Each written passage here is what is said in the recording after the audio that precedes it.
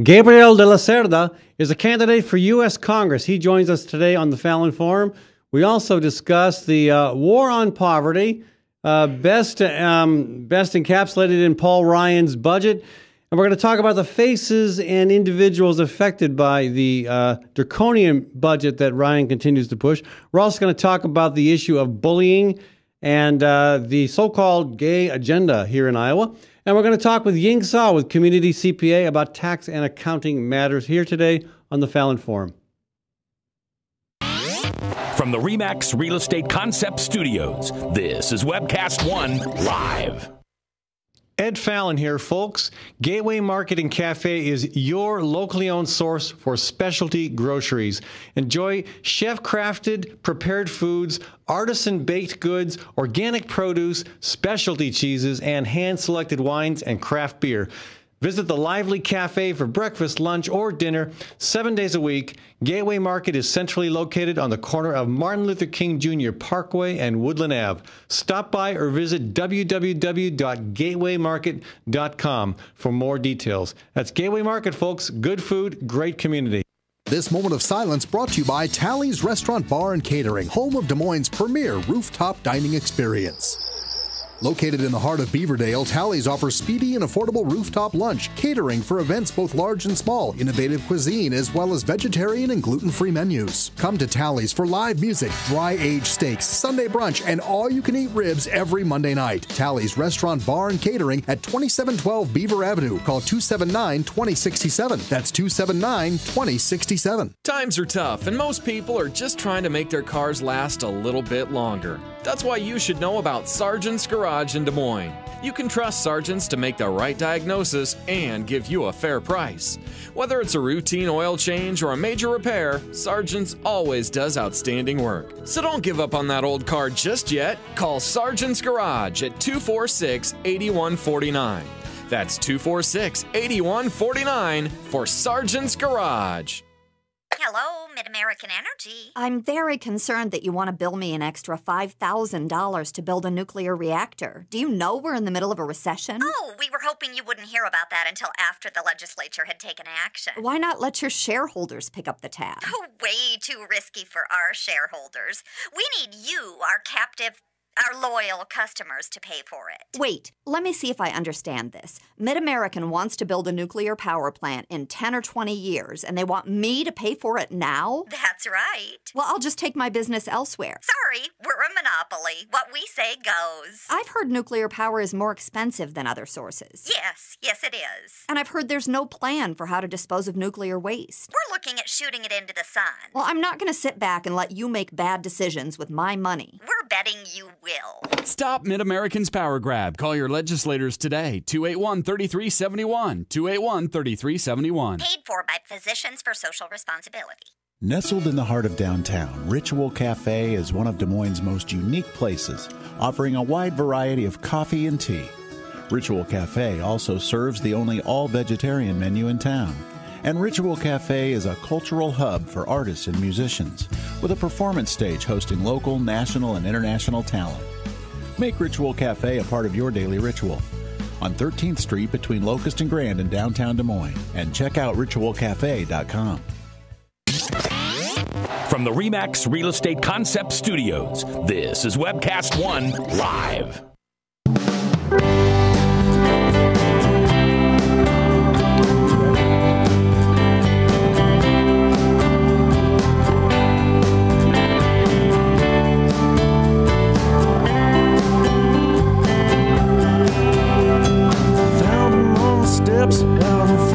Good afternoon, folks, and welcome to the Fallon Forum, coming to you live from the cultural and culinary crossroads of America, right here in scenic Des Moines, Iowa, where the weather is finally showing us what spring is like.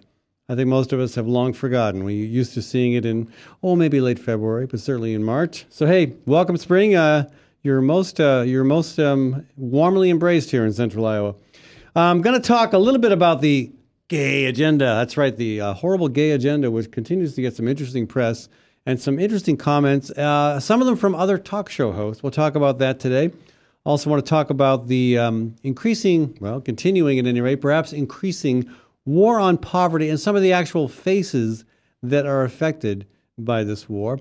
And again, the war most clearly exemplified by Paul Ryan's budget.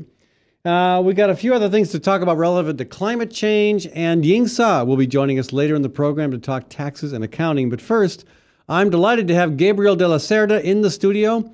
He is the now lone candidate for the 3rd Congressional District on the Democratic side. There were 2 candidates until just the other day when Michael Scherzan decided to drop out because of health reasons. Again, I don't know the detail behind that other than what I read in the news, but I do know that Michael Scherzan is the brother of Gary Scherzan, who's the guy that I beat back in 1992 when I ran for the State House. So there's an interesting connection there. Don't know Michael at all. Might be the greatest guy since sliced bread was invented, but apparently he's no longer in the running. The lone candidate still standing, Gabriel de la Cerda. Welcome to the show. Thanks for having me, Ed. How's it feel to be the lone guy standing in there for the Democratic nomination? And how long do you think that will last? It's hard to say. It looks like 2014 is going to be an amazing contest for Iowa completely, both in the Senate, governorship, and now in the House. Yeah. So I am a strong proponent for survival of the fittest. So the more, the merrier. Yeah, and you do feel pretty fit these days. I am starting to get better at it. I'm like you. I'm glad that the spring came along, and I'm looking forward to get on the bike trail and using that to go and gather some more signatures for my campaign. Bike trail? Yeah. Well, how do you gather signatures on the bike trail? Well, I will use that as a way to go and get back into shape and do some door knocking. And okay, but you're not going to stop bikers. No. Say hey, pull over and sign this petition. No, it'll be my. Okay, good. Because that would not work. Yeah, especially if the bikers were as fast as I am, right, bike? Yeah. I'm getting the thumbs up from my bike. You just wouldn't even catch us. I won't be catching a lot of people for at least a month or 2, but I'll at least give you a run for your money here shortly, hopefully. Okay, but you're going to be knocking on doors, going to events, I presume? Yes, sir. Recently, myself and a couple of other people who were encouraging me to go ahead and run went and stopped by at the St. Patty's Day Parade, and we used that time to go ahead and gather signatures and inform the public that I've decided to run for Congress in 2014. How many signatures do you need to get on the ballot this time around? A little over 1,600. 1,600. How you doing? I'm not going to give you a number, but I definitely have more than one page. Okay. Yeah, it does take some work to collect those signatures, and it's not bad to have some volunteers working with you on it. Yeah, and that's the most encouraging part. Like, I very much am a no-name candidate, which I understand, but this is something that I felt, as a citizen, I felt very strongly to go and participate in the democratic process.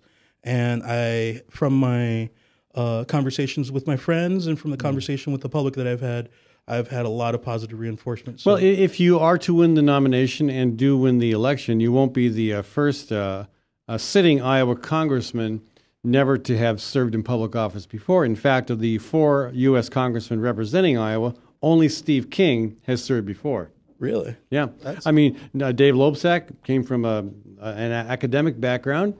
Bruce Braley, a lawyer. Tom Latham, business owner, farmer type guy, So, you would have plenty of company. So it's not unprecedented. Maybe perhaps I could be the first former factory worker to go ahead and make it into the... Yeah, and where do you work these days? Currently, I was employed at Bridgestone Firestone as a factory worker. And you were there a while, weren't you? A little over 2 years. Mm-hmm. And I had to make a decision whether or not to pursue school full-time and continue or start this congressional plan. So I went ahead and quit my job. I'm going to school full-time at DMAC, and I am using all the rest of the time that I have to go and pursue the signatures and my campaign. So that in itself is a lot of work. Being a full-time student is no schlep of a job either. No, it's definitely kept me up at night. So how do labor unions are a pretty important block in a campaign, a Democratic primary particularly. So what kind of response are you getting among your labor union? My brothers and sisters, I've had mixed response. Like I said, I've never run for public office before, and I think a lot of them had the kind of opinion that I should start at the bottom and work my way up the ladder. And again, like Loebsack, Braley, and Latham didn't. None of them did that. So I don't know. Anyway, I'm not sure where that comes from. But at the same time, I believe they want to see what I can do on my own. And hopefully, I think I get that, at least from the establishment type folks. They want to see what kind of drive and passion I have. And part of this signature gathering is my way of showing them that I mean business and I'm here to play. Good. So, and you have some folks helping you with the signature? Yes, sir. Okay. Like I said, I was really surprised to get volunteers. And I've had, from my circle of friends, I've had a strong, very much strong support. And it's been pleasantly received. So what issues motivate you to run? Why are you doing this? Well, why are you doing this to yourself? I have two answers, and the cynical answer is, have you seen what's going on in Congress these days? Yeah. Honestly, it ain't pretty. I'm very much surprised I'm the only candidate at the moment on the Democratic side who's willing to go ahead and throw their hat in the ring to put Latham to the test. But the honest answer is, the reason I moved to Des Moines, Iowa is because my mom almost lost her house during the recession. And I've seen the response that our government, local and both federal, has had to the issues of the day that aren't talked about every day in the local media. A lot of people like talking about social issues. I'm not a social issues candidate. I have stances, but the reason I'm doing what I'm doing is because there is a decay of the American dream. And if the average American citizen doesn't try to stand up and put this thing back together, it's going to continue falling apart. And I am very much not an apathetic person. And I see a lot of apathy around us. I'm like, oh, Gabe, why do what you're doing? Nothing's going to change. Well, as long as people keep on having that point of view, nothing's going to change. And I'm not one of those people. I'm ready to make change. And that's why I'm standing up trying to do something. Yeah, good for you. I mean, that's a nice positive attitude. And I think one that's also colored with realism. Realism is as important as idealism, in my opinion. So let me ask you a little more background. Gabriel de la Cerda, Latino name. Yeah. From Mexico? I traced the heritage back to the city of Cerda in Spain. Oh, Spain. Well, okay. Now, most people would assume, okay, a Latino name that you probably just a few months ago, maybe a few years ago, that's when you crossed the Rio Grande, you know? That's what most people are going to assume.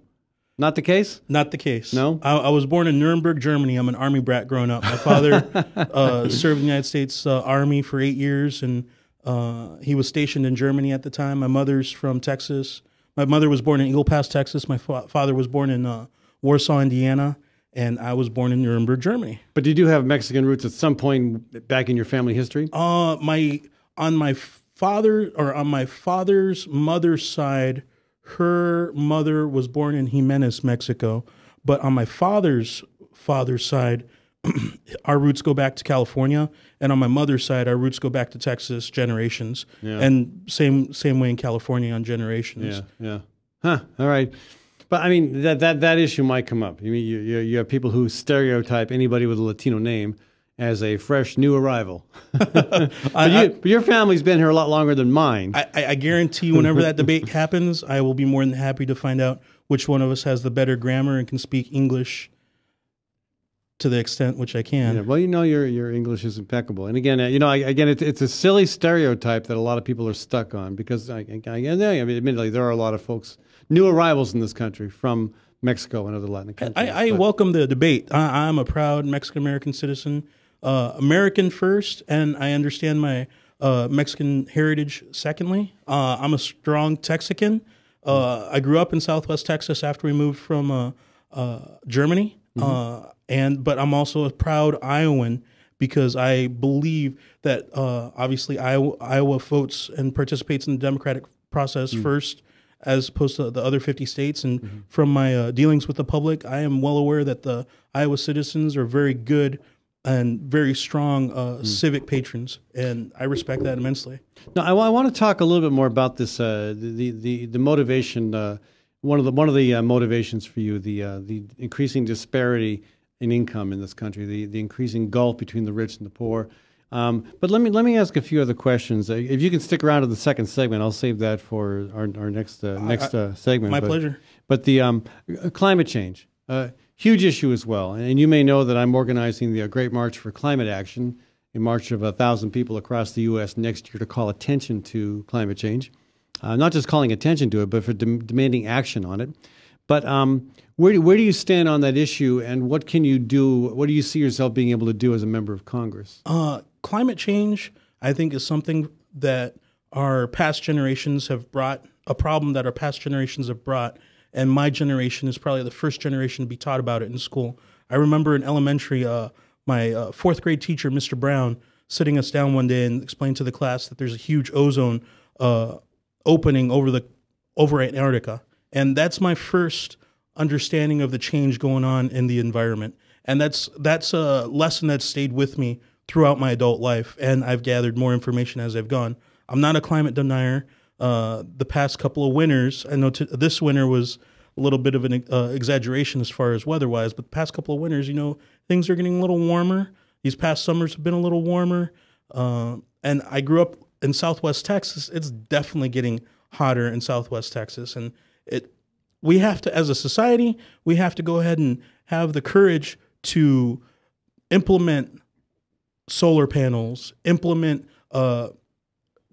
stepping away from oil and all those things that go ahead and help influence the deterioration of the planet. We have the technology. We just have to have the courage to go ahead and stop putting the money in big oil's hands. Mm-hmm. Stop accepting the money as a politician when big oil comes around and says, "I'll go ahead." So would you vote to cut subsidies for oil companies? Oh, 100%. They're one of the industries that have done the best in history in the past decade. They've made record profits. Why should they be receiving tax subsidies when the common man is still suffering? The recession might be over for everybody else, but I guarantee the working man still feels it every day when they have to choose whether or not they're paying their light bill or they're putting gas in their car. Okay, so let me share with you a quote from a Facebook post that somebody sent me this morning. Furnishing every home in America with solar panels would cost less than the Iraq and Afghanistan wars combined, and would save taxpayers more than $162 billion per year. Just to underscore the importance of what you said about moving forward on solar, but also let's admit it. The wars in the Mideast, for the most part, those have to do with oil. So another subsidy, if you would, for the oil industry. Now, beyond that, I know there's been a big debate over the wind energy tax credits.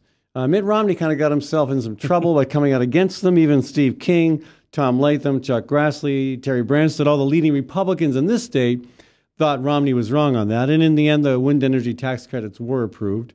What else do you see our country being able to do? Specifically, what else can you do as a member of Congress to move the wind energy forward? Well, in order, basically, one of the main buttons government can press is changing the amount of money that's going into a certain economy.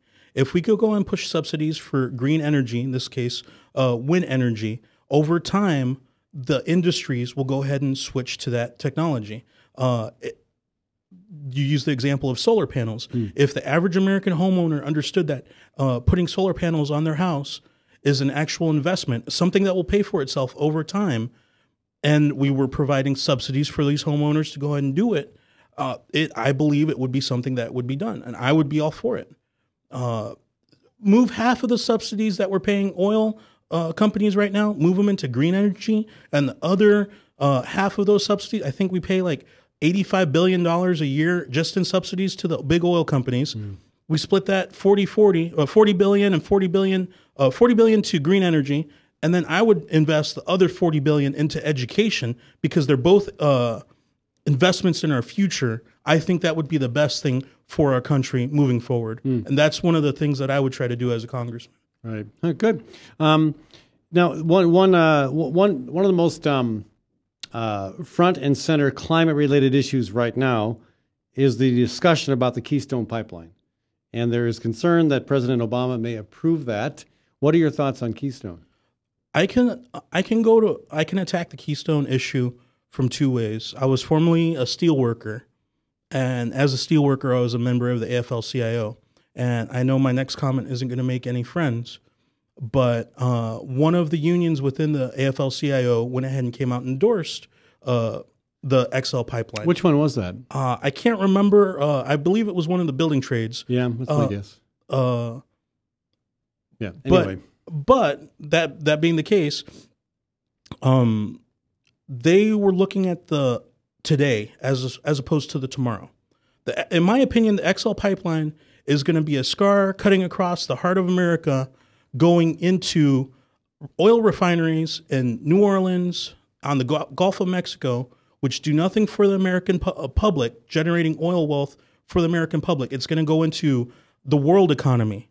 Those oil companies aren't going to be selling that oil to the United States per se. They're going to sell it to the highest bidder in the world economy. That's why they want it on the Gulf Coast to go in. That way they can go and import it to China, Great Britain, Europe. If people in this government were serious about making change, they would put pressure on the oil companies to build new, more efficient oil refineries. Oil refineries haven't been built in the past 30 years, but yet our need for oil has gone up exponentially.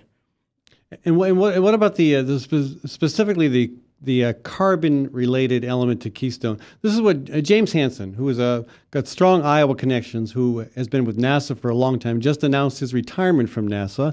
Fairly big news because he's been a very vocal, outspoken critic of the lack of any initiative on climate change. He says this about the Canadian tar sands. He says that they contain twice the amount of carbon dioxide emitted by global oil use in our entire history.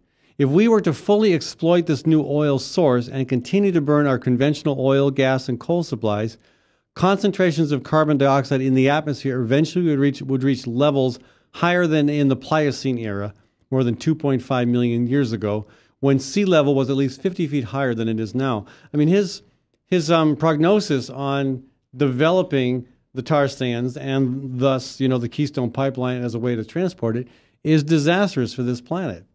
And so I know that some of the concerns raised about Keystone, and I share these concerns as well, are how it takes land from farmers, ruins local ecosystems. We see this spill in Arkansas. Minnesota. Yeah, and there's been plenty of other places where there have been oil spills that have had significant damage to the local ecology and sometimes local property owners. But the biggest issue is the effect upstairs, what's happening in the climate. And, is that, I mean, and some people some politicians, I'll say, are afraid to make that argument because they think it's harder to get people to understand what goes on up there than it is to get them to understand what happens right in their backyard. But as a current politician, hopefully a future sitting politician, I can try to explain it to the American public like this. We all have an air filter on our car. It regulates what goes into our engine. Currently, the Earth's filter is trees. They bring in CO2 and they exhale oxygen. If the CO2 level is going up and yet the number of trees in the world are going down, the filter's going to be wore away a lot quicker. There's going to be a lot more CO2 than there is oxygen. When people have a harder time to breathe, when we had smog conditions in LA and New York in the 80s, and you would wake up and you would think, oh, look, the fog. No, it was smog. Yeah. When those conditions start affecting the entire hemisphere and the entire globe, then people are going to start asking the questions, why didn't we do anything? It may be too late. I mean, that's, if it does get that bad, we're not designed... We're designed to breathe a certain mix of gases. At the end of the day, the globe is going to keep on spinning. The people the things that are going to have issues are the ones that created the problem. And I am here to try to change that problem, stop that problem. Well, let's I got to go to a break, Gabe, but thanks for sticking around with us. When we come back, I want to talk a little bit more about the disparity in wealth between the richest and the poorest Americans, about proposals that seek to actually exacerbate the problem, and how you might respond to those. And folks, you are welcome to join in as well with your comments and questions here at 244-0077, 244-0077, or toll-free 855-244-0077. I want to thank Gateway Marketing Cafe for sponsoring this segment of our show. They are at 20th and Woodland. Gateway Marketing Cafe is open for breakfast, lunch, and supper. Also has a fantastic grocery store, of course, and a lot of their products come from local sources. A cheese selection that has over 200 varieties of cheese, plenty of fantastic choices in the wine department as well. But I was kind of honing in on produce this week because I harvested a 16-inch long parsnip from my garden. And it is, I was worried it was too woody. No, it's great. And the vegetables I got from Gateway to help supplement that parsnips adventure from refrigerator to oven to dining plate, fantastic. I mean, a great selection of carrots and other vegetables as well. So check them out, folks. That's Gateway Marketing Cafe at 20th and Woodland in the Sherman Hill neighborhood. I also want to thank the Iowa chapter of the Sierra Club and Iowa Physicians for Social Responsibility for sponsoring this program. I'll be back in just a minute.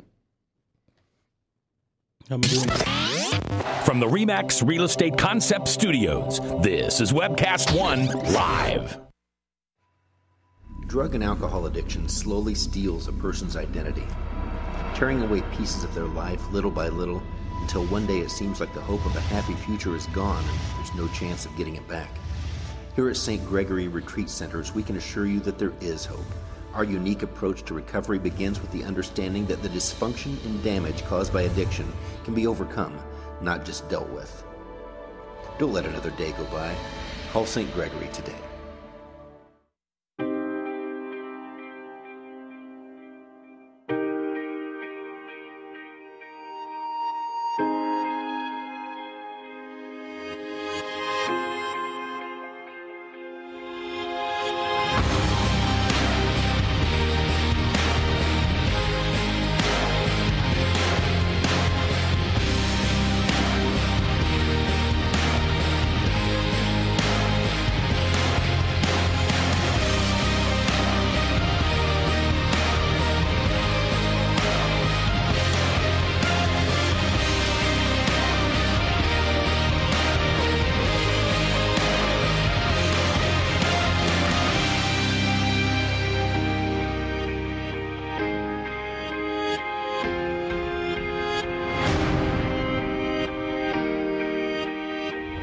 The dawn of a new era begins.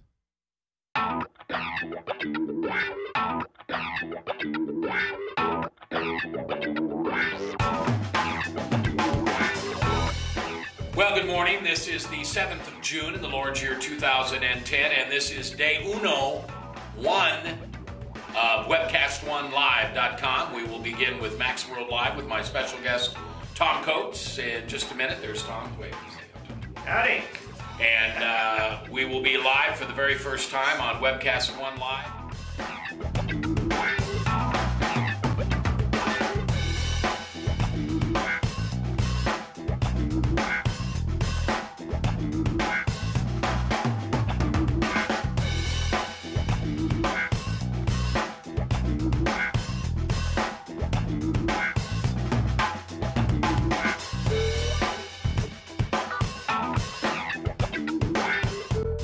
Someday we're going to look back on this and say, gosh, remember that old day in history? Wonder where Walter Cronkite was. He must have been around hanging there too. But actually, it's the beginning of Webcast One Live. And thank you for listening. Thanks, Rob Spearman, and everybody who's put together this project together. And we're ready to go live now. So thanks for listening to MaxWorldLive.com.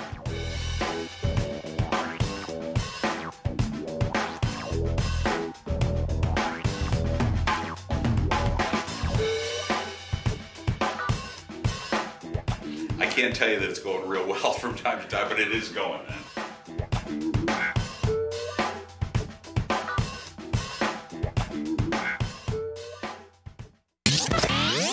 From the RE/MAX Real Estate Concept Studios, this is Webcast One Live.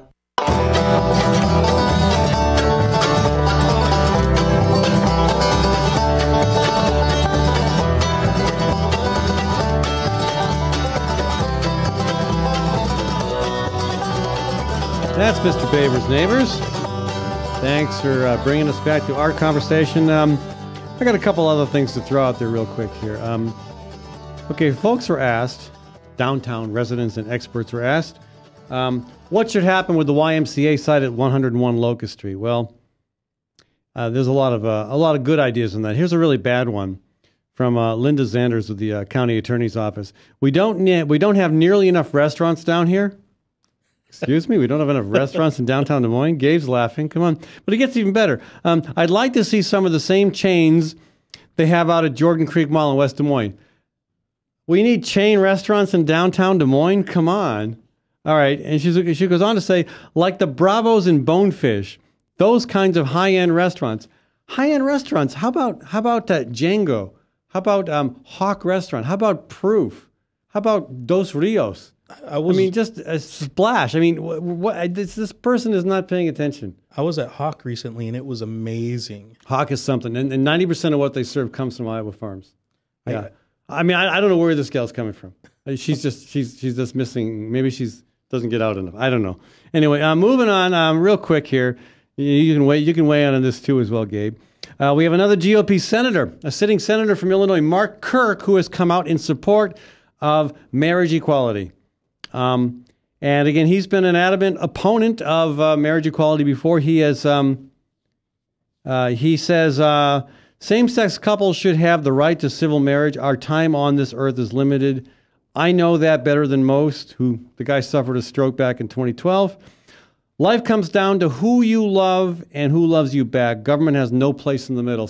Spoken like a true traditional Republican, less government, hands out of our private affairs guy. Good for him.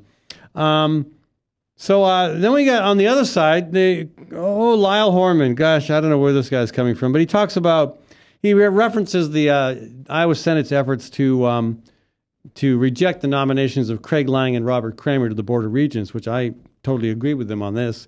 But I don't agree with Horman at all, who says Democrats are so cozily, I love this, in bed with the gay lobby. Of course, he had to say that. In bed with the gay lobby that they think they can freeze out of public service anyone who opposes the gay agenda. Gosh, what is this gay agenda? What is the gay agenda? Gabe agenda? Well, I know what the Gabe agenda is. You want to be in Congress. What's the gay agenda? What is this gay agenda thing? I mean, really, what is it? I've lived by the golden rule: do unto others as you would have them do unto yourself. Yeah. I am pro-gay rights. I am pro-rights. Like, our rights are enabled by God. Do not impede anyone else's rights. Just treat everyone kindly. Like, it's not that hard. Quit being a schoolyard bully, because eventually people start pushing back, and then you won't like it. Yeah, but that's starting to happen. And there are those in the GOP who are getting this. There are those who never will. And gosh, I mean, here's Jan Michelson on this issue yesterday. He was explaining. This is Reka Basu wrote about this in today's paper. Michelson was explaining. I love how she says this with characteristic certainty what this week's 8th annual Iowa Governors Conference on Lesbian, Gay, Bisexual, Transgender, and Questioning Youth is about. And this is a quote from Michelson. This was invented under the Vilsack and then the Culver administration because they were advancing the gay agenda and the use of the bullying stuff to advance the agenda, declared the talk show host. They were able to hustle soft-headed legislators, that would mean Democrats, into thinking that if they didn't sign on to this stuff, they were bigots. This stuff, which Reka points out, as Michelson calls it, is the effort by the Iowa Safe Schools Coalition to engage, empower, and protect students of different sexual orientations from bullying, intolerance, and negative self-images. That's the gay agenda, to protect people from getting bullied. It's just incredible to me that these folks don't get this. The Republican Party is lacking something for a very long time now called empathy. The moment one of these Republican candidates or public officials has a gay or lesbian child, all of a sudden they're like, oh, I embrace homosexuality with open arms, just live and let live. But why can't they have any empathy before that son or daughter comes out and gives them this information? It boggles my mind. I just wonder when Michelson is going to get some empathy, or for that matter, Tamara Scott. She's with, I love the name, Concerned Women for America. Concerned. Anyway, she said she called on Governor Branstad to, quote, stand up and at the very least protect our Christian students in school. The gay agenda, she said, this gay advocacy is, quote, the new attack on Christians who hold a moral stance. Meaning that Christians like me, or I don't know whether you're a Christian, I assume you are. I'm Catholic. Catholic, right? I assume that Christians like us who are more accepting of others are anti-Christian and part of the attack on her Christianity's moral stance. And then you got Chuck Hurley saying, Stop exposing impressionable school children to evil. Well, and I love Rika's response to that. So if gay is evil, wouldn't bullying gay kids be defensible to rout it out? And maybe even be the Christian thing to do? I don't know. It's just... I need to remind my Christian brothers and sisters that if you're truly Christian, leave it to God to judge. Do not let he who's without sin cast the first stone. Right. It's not that hard to understand. Like, yeah. It's and again, and another malign constituency has been Latino Americans. I mean, and especially folks who are here recently. But I mean, even still, you get painted with the same brush. I imagine that if you were in Arizona after the law SB 1070, SB 1070, you probably would have been a prime target for being pulled over. I am still probably a prime target, even if I'm not in Arizona, to be pulled over. Yeah. I know when I lived in Illinois, it seemed to happen with a lot more frequency than it should have.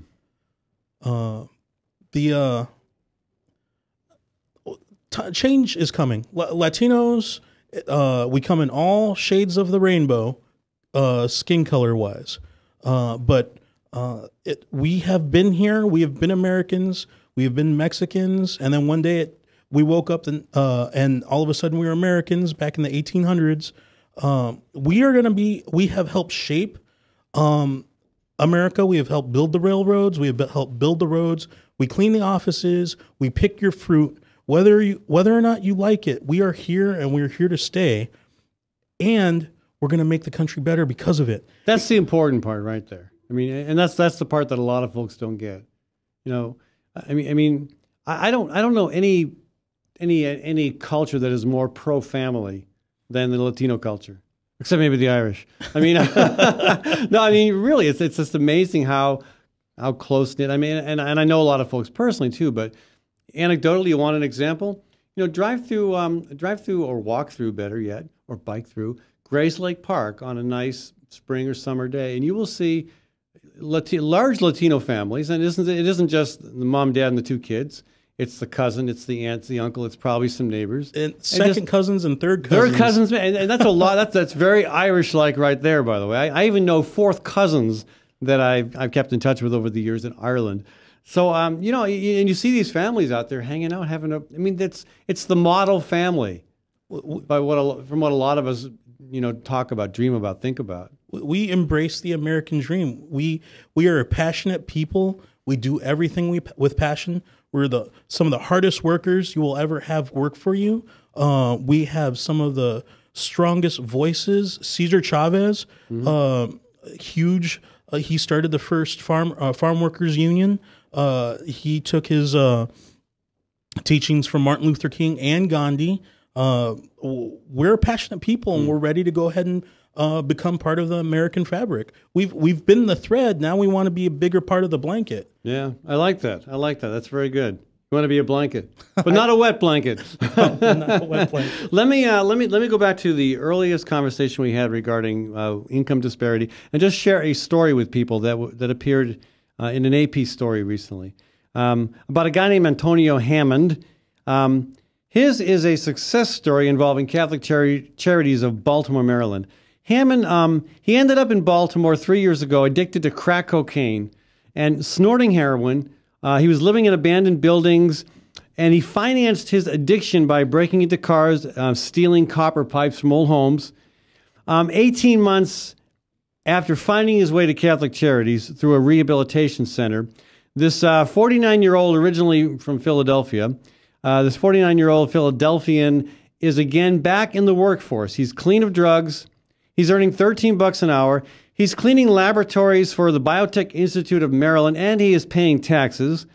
So now Catholic Charities, again, is responsible for this success story. They run a number of federally funded programs all over the country. And in Baltimore, they spent $18,000 specifically from funds donated, not from government sources, from privately donated funds, to turn Hammond's life around. Success stories such as this, a lot of S words there, those are in danger right now because of $85 billion in federal government spending cuts. that have already begun to squeeze services for the poor nationwide. They're hitting at a time when poverty is spiking, as Gabriel said, and the U.S. is slowly climbing out of the deepest recession, the deepest economic downturn since the 1930s. And yet, that climbing out of economic distress is not resonating much with the 1 out of 6 Americans who are in poverty. 50 million Americans in poverty. Okay, so again, Catholic Charities, they don't just do that sort of thing. They play a major role in administering Head Start. Both of my kids went through the Head Start program, which is a tremendous opportunity for them and for us as parents. The sequester, which is again happening now, is going to hit Head Start probably harder than anywhere else. And so while the U.S. economy is recovering, those in deep poverty are still facing very grave types of distress. So then along comes Paul Ryan, of course, and his budget plan is to slash $135 billion over the next decade from the programs that provide the poorest among us with food aid, with assistance and helping them get out of cycles of poverty, drug addiction, abuse. Ryan defends his drive as necessary to dealing with the budget deficit, and yet, interestingly, he does nothing to cut military spending, which is the huge, elephant in the federal budget. Okay, you've got your work cut out for you, Gabe. I'm ready. You've got your work cut out for you. I am ready. Yeah, which is why I'm a Democrat, because the Democrats would not propose a budget that tries to pay for the deficit on the backs of the working class and the middle class. Nor are the Democrats, however, nor is President Obama proposing anything in along the lines of reasonable cuts to the U.S. military budget. It seems like the military budget is the sacred cow that is off limits. You don't hear anybody talking about that. Being a student of history, I go back to a Republican who once famously said, "Beware the military-industrial complex." Eisenhower. President and General Eisenhower. Yes, General Eisenhower. General Eisenhower, former president, but in my mind, he's always first going to be a general. He, knowing full well that every time you buy a rifle, every time you build a tank, is taking, and I believe this is part of his own quote, food from the hungry and schools from children. We spend every year, I believe, around $700 billion on the military-industrial complex. Every year. That's the same amount of money that went out in the bank bailouts at the TARP in, I believe, 2009. The same amount of money every year. Yeah. Why are we so incessant on building weapons that kill other people? Why can't we invest 10% of that money into education, 10% of that money into green energy, research and development? The military-industrial complex has our politicians' pocketbooks and minds front and center. I will not be a politician who bows down to the military-industrial complex. I will be a politician who works for the working man, the middle class, and people who have no voice. Well, good. We certainly need that, Gabriel, and that is a breath of fresh air. And again, I think nobody suggests that criticizing the amount of money being spent on defense in any way, shape, or form denigrates the service that our young men and women provide. And I think you would agree too that it is really important among whatever other priorities we have that we preserve the safety nets available to young men and women who come back from service and need various types of help. The people that are suffering under the sequester right now are not the military-industrial complex, are not the Kelly Brown KBRs of the world. It's the average soldier. For example, if you're in Afghanistan, a friend of mine recently told me that his troops were going from 4 square meals a day to 2 square meals a day because of the budget cuts. Wow. Our soldiers are the ones that are suffering. Kelly Brown and Root are still making billions of dollars in American profits off of selling equipment and contracts. Well, Gabriel, thanks so much for joining us, folks. 2 segments is too little. You've got a lot on your mind, and we've got we've covered a lot of ground in our conversation. But folks, if you've got questions or comments for Gabriel de la Cerda, candidate for U.S. Congress here in Iowa's 3rd Congressional District, you can contact him at Gabe de la Cerda to Washington, D.C. at Facebook. Okay. Just go to Facebook, Gabriel de la Cerda, and you will find him there. And if you can't find him there, you know where to find me, fallonforum@gmail.com, and I'll send you his way. Again, thanks so much for joining us. And if and when you get opponents, I'd love to have them on the program as well. Folks, we're going to take a short break here. I want to thank Hawk Restaurant for sponsoring this segment of our show. They're at East 5th and Walnut Street in the East Village neighborhood. Owners Suman and Cynthia Hawk get 90% of their food from Iowa farms and from local businesses. And it is wonderfully prepared. Some of the most fantastic dining you can get in Des Moines. So again, check them out, folks. That's Hawk Restaurant, HOQ Restaurant at East 5th and Walnut. I'll be back in a minute with Ying Sa with Community CPA joining us to talk taxes and accounting. From the RE/MAX Real Estate Concept Studios, this is Webcast One Live. Community CPA is the 15th largest CPA firm in Iowa, providing audit, tax, and accounting services. Community CPA specializes in international tax treaty and double taxation avoidance among countries and states. 9 dedicated, experienced, hardworking staff are the company's foundation, and their compassion towards every client is the secret behind Community CPA's success. At Community CPA, you can expect quality service year-round. Call 288-3188. Community CPA, 3816 Ingersoll. Experience the difference. This is Dr. Holding at the Story County Veterinary Clinic. For 15 years, we have been spaying and neutering feral cat groups at affordable prices. Wild cats destroy game birds and songbirds. A single female cat can produce over 4,000 kittens in 7 years. The shelters are full, so unwanted kittens will be put to sleep. Your cats will stay home and stay healthy. Call us for all your dog and cat needs at the Story County Veterinary Clinic between Ames and Nevada on Highway 30, 1 mile east of Interstate 35. 515-232-8766.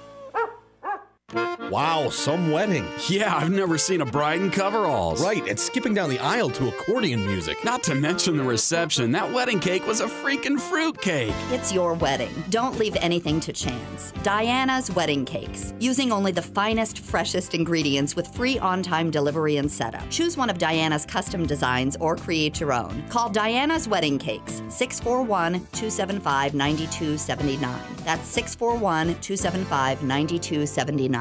Local farms, global flavor. That's the secret to Hawk's growing popularity. The best meals begin with the best ingredients, and 90% of Hawk's ingredients come from local farms. In addition to seasonal fruits and vegetables, Hawk features grass-fed beef and lamb, and pasture-raised chicken and duck, all raised without hormones, steroids, or cages. The coffee is fair trade, locally roasted, and Hawk's House liquors come from right here in Iowa. Hawk's owners go the extra mile, composting organic waste and recycling. For more information or to make reservations, visit hawktable.com. That's HOQ table.com. It's time to think about upgrading the efficiency of your furnace and air conditioner. Leonard Tinker Heating and Cooling has provided honest, competent service for over 20 years. Whether it's your home or business, for repair work or to install a more energy-efficient furnace or air conditioner, call Leonard Tinker at 263-0422. That's 263-0422. For honest, competent heating and cooling service, call Leonard Tinker at 263-0422. I love driving to Newton to see the races. Me too, but I only have to drive across town. You live in Newton? Yep, Newton's got small town charm and it's close to Des Moines. I love the safe, friendly neighborhoods and family-owned businesses. And Newton's wind energy industry is really taking off. How'd you find your home? Dan Kelly with First Choice Realty. And Dan helped me find my office too. Next time, instead of just speeding by, I'll stop in and check out Newton. Why don't you check out Newton? Call Dan Kelly at 641-521-9260 or Dan Kelly at mchsi.com. From the RE/MAX Real Estate Concept Studios, this is Webcast One Live.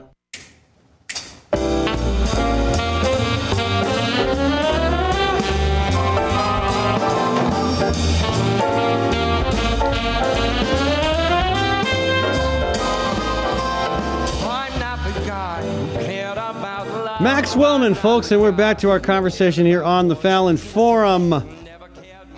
Quick look ahead, tomorrow, Thursday, of course, we have Dan Kelly joining us.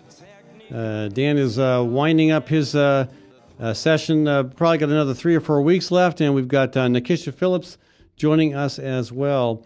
And there's one other program, Maddie, and I'm blanking on what we got going on tomorrow. Anyway, we'll get that information to you soon. But first, I want to welcome Ying Sa to our program. Ying is with Community CPA, and she is probably one of the busiest people in Des Moines right now. You've got the 10th largest accounting and tax firm, and I imagine as such that you're pretty much overwhelmed with folks filing their taxes.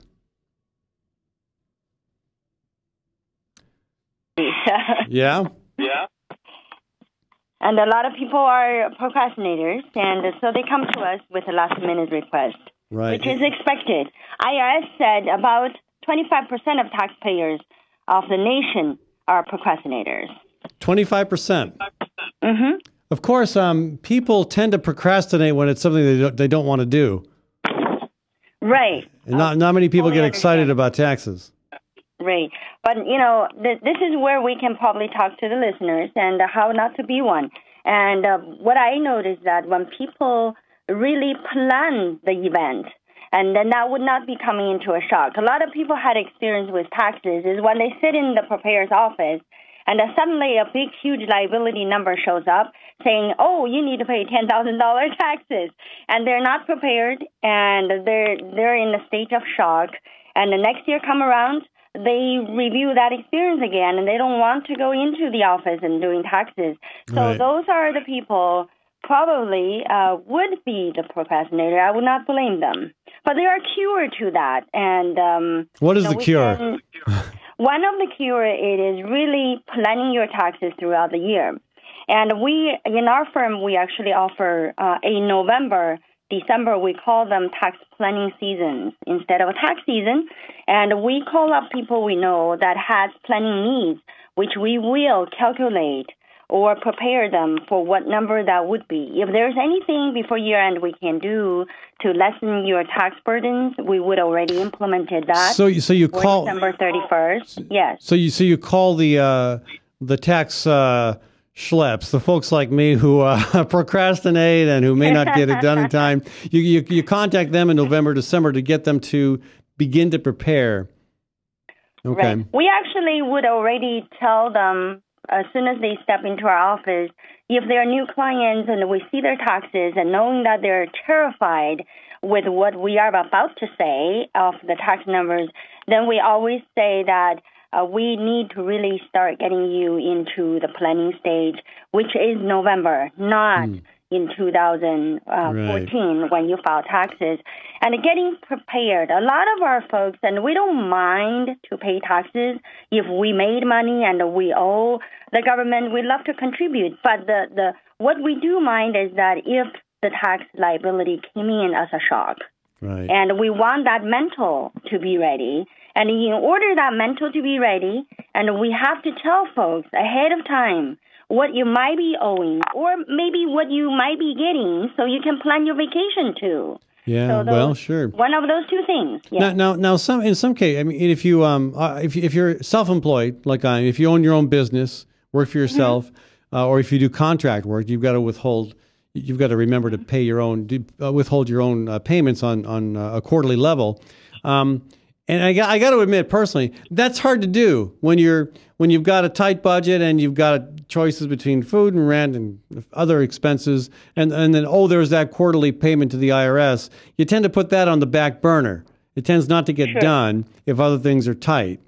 Now, yeah, but we do have solutions for that, and we say to folks that if you are a self-employed person, every time you get a paycheck from a client, and put away 10% of that paycheck into a separate account, and if you don't end up paying taxes, that become your vacation dollars. If you do end up paying taxes, and those would likely to cover you because you are putting away your sales at a certain percentage. We actually told some clients, don't even look at your bank account. Tell your bank to move 10% of balance every day and into a different account. Every day? You mean every? Not every day, every month. Okay. At the end of the month, you have a balance and move that into a saving account. Do you think will a credit union or your local bank do that automatically? Will they do that if you ask? If you ask, they will do that for you. And they won't even tell you? They, of course, will tell you. They actually knew that you agreed. Well, I'd rather not know. I'd rather they just do it quietly. No, they do it automatically because that's what the arrangement is. Okay. And some people do a fixed amount, and some do percentage. So it's really, these are the banking means that you can implement to prevent yourself from getting behind with taxes. So is 10% enough?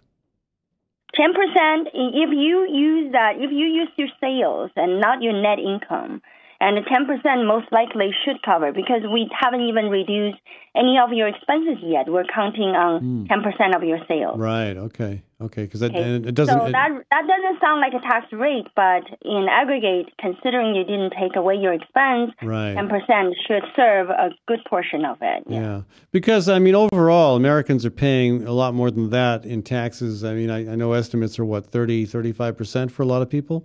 Well, for self-employed individual, because you have a self-employment tax there, that's a 15%. That 15% does not get written off if you have kids or you're low income. That's a solid 15% you have to pay. So on top of that is the income tax. So I would say 25% for self-employed individual. That is expected. Yeah. Okay. That's a clever trick and not a bad one for the procrastinators of the world, of whom I represent. Sure. And really, really there are clients since they start working with our firm, and they actually looking forward to close out the year because they had planned all along, and at the end of the year they want to see the result that we predicted, and we are very good with knowing what would be the ending of the year. So. Planning in November and December, that got to be the answer for everybody in terms of not being a procrastinator. Be more proactive, Ed. Okay. Be more proactive. Yeah. All right. Well, between you and the kind folks at my credit union, maybe I can get that set up. And I'm sure I'm not the only one, too. And I'm talking to more and more people all the time who used to work for pay stubs. Every 2 weeks they'd get a paycheck. And now they do contract work, and I mean even my producer, she works on contract with me, and there's a lot of folks like that who are, if it's one arrangement or another, they're not getting that taken out of their check for them. They've got to learn to take the responsibility of doing it, and it's tough in this economy. It is really, really difficult. And, in today's world with technologies and the flexibilities of people having, and more people can work at home doing the same thing like 10, 20 years ago. So all of that become part of the reason why they become a non-employee, a subcontractor. If they ever end up getting a 1099, yes, self-discipline is almost a element for success. You have to look at the tax matters as if your regular meal, because that famous saying goes, and two things we can't avoid: die and tax, right? Yep. So those are actually, that was the first slang language I learned when I was learning English back 30 years ago. I should be getting it. That's what they say. The American people say. Two things do not avoid, and there are just three letters in the word: die and tax. And tax, okay. So those are the two. Those are the words we learned first. And you get plenty of advices on what to do to manage the tax issue. But what about death? Do you provide advice on that as well? We're all gonna see our creators, so make sure you pay taxes. Otherwise, IRS will follow you there. Okay. So basically, if people are still, they will, won't they? If you're running late, I mean, we got till April 15th. And May 1st for state taxes, April 15th for federal taxes. And the other thing is, more and more people are coming into the workforce. College grads, folks who are finding a second career. Folks who might have been stay-at-home parents who now find the opportunity to enter the workforce. And some of this stuff is not familiar, and the laws keep changing. So again, it's a really good. I made this analogy the other day too. I know a bit about fixing things around the house, but if I've got a challenging project, if I've got a plumbing issue, I'm not going to try to fix that myself. I'm going to call a plumber. Actually, I had a gas leak the other day. I didn't try to fix that myself. I can see myself looking around the basement with a match. I called Leonard Tinker with Tinker Heating and Cooling to come and fix it. I think there's a lot that can be said about hiring somebody who does this for a living, who really knows the insides and outs, the ins and outs of tax law. Yeah, I think people make that decision when they come to hire professionals, and everybody think in their own environment whether this is the money worth spending or not. I guess you just cannot underestimate the knowledge behind a tax form. And if you have any doubt and thinking your tax forms might not be reflecting the real tax liability you have, and the tax drives you crazy and making you go bankrupt, if that is really the situation, I always say that you have something that need to be looked into, because our tax system wasn't really designed to make people go bankrupt. And if you bankrupt because paying taxes, and there is something wasn't done right, so it's worth of hiring professional people like our firm to just look at your return, and for 1 year. And if you come around time that is not a tax season, and say in July, August, and September, you come around and say, hey, Ying, I just want you to look at my taxes, see whether I'm doing it right, or is there any changes that need to implement next year? And we will be glad to do that for you. And everybody has their specialties. And I'm not good with anything else, but come down to taxes, and I have my interest in it, and I enjoy it. So I would do the research that you do and to get you the answer. It's an unusual person who enjoys doing taxes, but Ying, I think that makes you an even more valuable asset to our community. Yeah, we all have some hobbies. Yeah. Fine. Yeah. Well, again, I appreciate you taking the time to visit with us. And folks, if you'd like to talk with Ying or one of her staff about your tax situation, 288-3188, 288-3188. And you can contact her from anywhere in the state. She is located on Ingersoll Ave at 3816 Ingersoll Ave in downtown, near downtown Des Moines. But again, 288-31. Check our website too. Yeah. What's your website? CommunityCPA.com. CommunityCPA.com. CommunityCPA.com. Again, Ying, thanks so much for joining us. No problem, and I appreciate your time, Ad. All right. Good luck, folks. We'll be back tomorrow with more conversation here on the Fallon Forum. Again, do check out my website, FallonForum.com. I'm always putting up some new stuff on there. I also post a lot on Facebook, including some funny stuff. You know, the Des Moines Register invited me to be a tourist destination. I was so excited about that, and I didn't assume that it might be a mistake, but I said, yeah, okay, I want to be a tourist destination. So I sent a specific information about what kind of a tourist destination I was going to be this year, and that is showcasing my chicken coop. Anyway, so we'll see how far that gets in the Register's efforts to promote tourism in Iowa. But yeah, plenty of fun as well. I mean, Facebook, you got to have fun with it, right? But also it's an important place to exchange information. I want to, again, thank all the local businesses that help support this program and make this show possible. And I want to thank Maddie Arrington, my producer. I want to thank Webcast One Live for providing this studio. Thank you, my audience, my guests, and I will be back tomorrow. I'm Brian Leach, owner and general manager of Service Legends. I brought along a couple of the home comfort heroes. Hi, I'm Tammy Wells. I am Nick Wondershide. I'm administrative manager. I am the senior technician from Service Legends. It seems like every good thing, when you feel it to the bone that it's good, there's a lot of hard work put behind it. I don't think that you can fake it and have it turn out good. You know, if we seem like, okay, that's just weird, it's just a furnace, why would you believe so deeply in a furnace? It's not just that, you know, we want to show the world that you can have good service. Yeah, I mean, it's got to be, it's your home. You know, it's built into our daily trainings, it's built into our culture, that we're going to do whatever it takes to have each client say they love us, period. That's why we spend all the hours in the training that we do. And if we guarantee it's going to be a good experience for you, or else it's free, what type of work do you think we're going to do? There is a guarantee. Temperature selection guarantee, fixed rider it's free guarantee, comfort guarantee, best value guarantee. All of these guarantees hold us accountable to ensuring that we exceed your expectations. And if for whatever reason we'd fail and we can't make it right, we guarantee all of those guarantees with